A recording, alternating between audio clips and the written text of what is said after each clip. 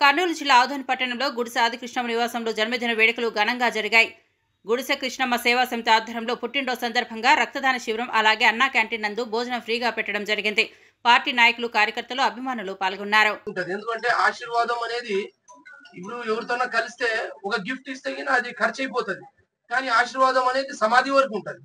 So గుడిసె కృష్ణమ్మ సేవా సైన్యం ఆధ్వర్యంలోన చాలా మంది కూడా బ్లడ్ డొనేషన్ కార్యక్రమం జరుగుతుంది.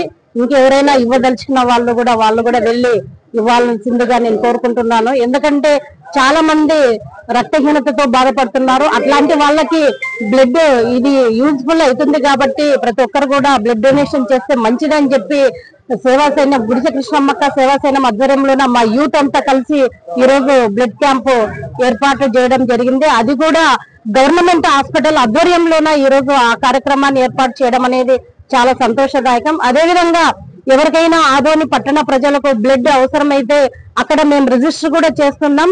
గుడిసె కృష్ణమ్మక్క సేవా సైన్యం అని చెప్పి ఒక రిజిస్ట్రేషన్ అక్కడ చేసి అక్కడ మా ఒక 10 మంది యూత్ నా పుట్టినరోజు సందర్భంగా అన్నదానానికి మించిన దానం నాకు తెలిసింది వేరే ఒకటి ఏది లేదు.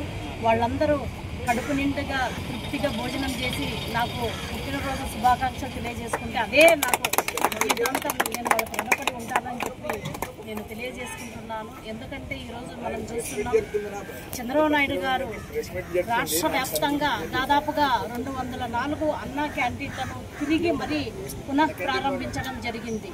ఎందుకంటే అంతకుముందు 2014 నుంచి 19 వరకు అన్నా క్యాంటీన్ల ద్వారా పేద ప్రజలు ఎవరైనా అత్యవసరంగా ఉండే వాళ్ళకందరికీ కూడా పొద్దున్న, మధ్యాహ్నం, నైటు 5 రూపాయలకే భోజనం అనేది ఎక్కడ కానీ దొరకదు.